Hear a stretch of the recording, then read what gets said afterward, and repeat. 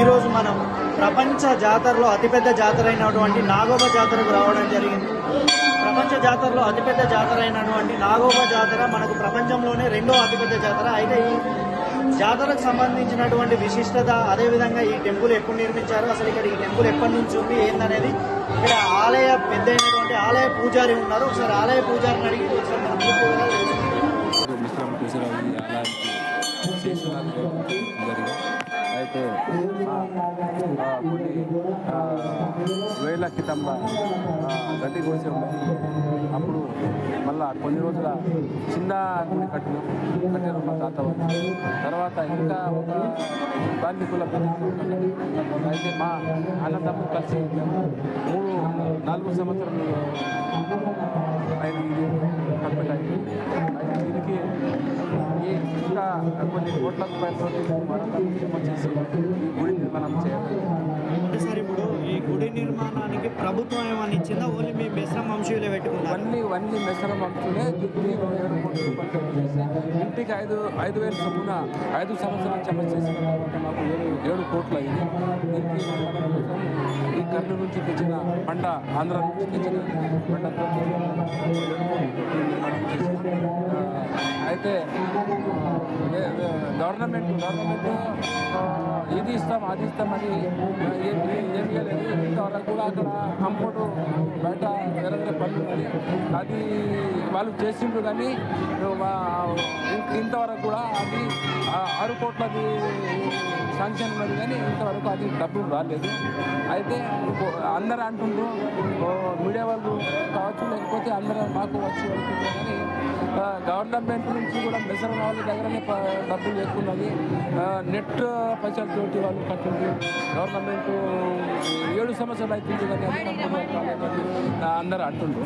కానీ అయితే మేమైతే మా నాగదేవతనికి ఈ బండతోటి కట్టినాం. కానీ మెయిన్ మహత్వ మా కలశంతో తెచ్చిన గంగా జలంతో మేము పాదయాత్రతో పోయి వస్త్రంతో పోయి మేము తెచ్చిన ఆ జలంతో మేము అమావాస్య రోజు అర్ధరాత్రి కలశం తెచ్చిన ఆ నీరుతోటి మేము అభిషేకం చేస్తాం. అభిషేకం చేసిన తర్వాత మహాపూజ అనేది స్టార్ట్ చేస్తాం. అంత దూరంకి వెళ్ళి అస్తన్మడుగు నుంచి వీళ్ళు ఎందుకు చేస్తారు అని మీడియా వాళ్ళు కూడా మాకు క్వశ్చన్స్ చేస్తారు.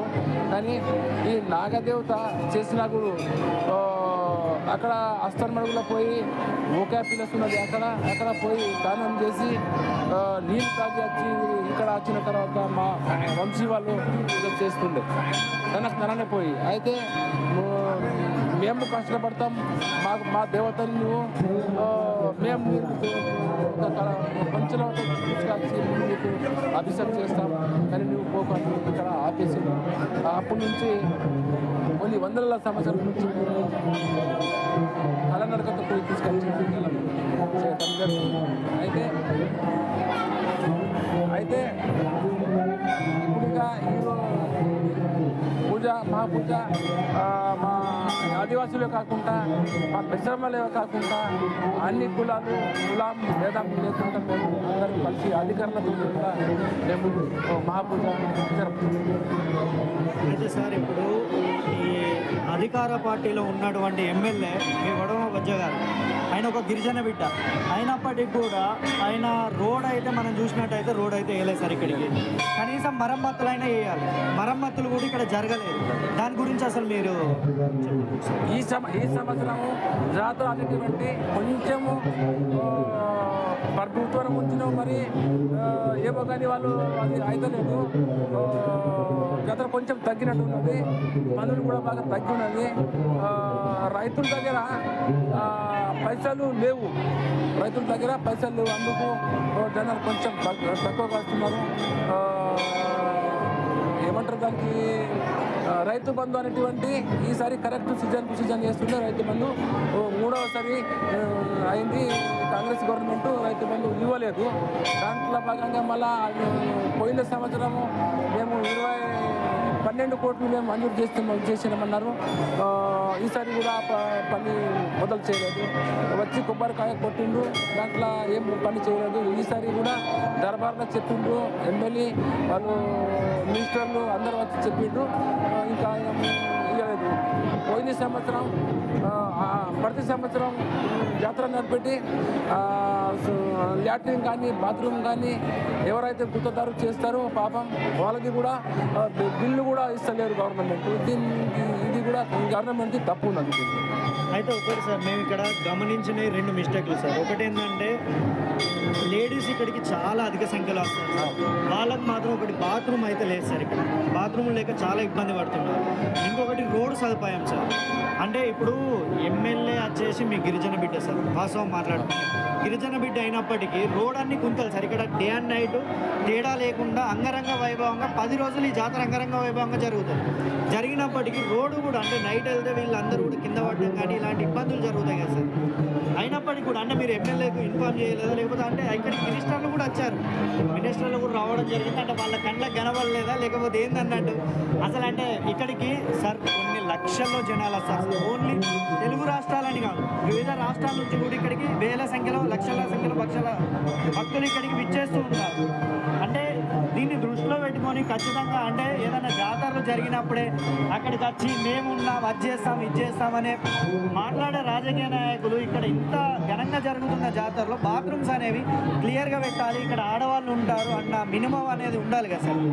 అంటే ఇలాంటివి లేకుండా అసలు దీనిపైన మీరు ఎలా స్పందిస్తున్నారు? మేము పోయినసారి కూడా మేము ఇచ్చినమైతే బాత్రూమ్స్ వంటి నిస్సరవంతుల కొరకే ఒక 100 దాకా బాత్రూమ్లు కట్టారు. కానీ జాతర పబ్లిక్ కొన్ని వేల లక్షల పబ్లిక్ ఉన్నారు. అది పబ్లిక్ కొంచెము ఆడపడుచులు ఉంటారు, కొంచెము అది పరిచయం ఉన్నది.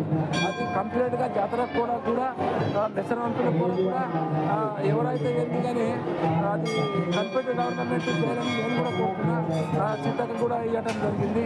సమ్మక్క సారక ఎట్లా అయితే అభివృద్ధి చేసిండు, దానికి ఎట్లా నీళ్ళ సౌకర్యం కానీ లేకపోతే బాత్రూమ్స్ కానీ అన్ని సౌకర్యాలు కరెక్ట్ అక్కడ సీతక్క ఏరియాలో ఉన్నది. కానీ మా డిస్టిక్లో అది పెద్ద జాతర కృష్ణాపూర్ నాగదేవతానికి బాగా మంది నమ్ముతారు, వచ్చి దేవుడి దగ్గర మొక్కుతారు. కానీ కొంచెము ఇబ్బందితోటి రోడ్డు కరెక్ట్ అయింది అంటుంది. కానీ ఇంతవరకు అయితే డివైడర్ రోడ్ చేద్దామన్నారు, డివైడర్ లేదు ఏమిటైతే అట్లనే నడుస్తుంది. అయితే మనం ఇక్కడ ఈ పూజారితో మాట్లాడినప్పుడు మనకు అర్థమైంది రాజకీయ ఎలక్షన్ ప్రచారాలలో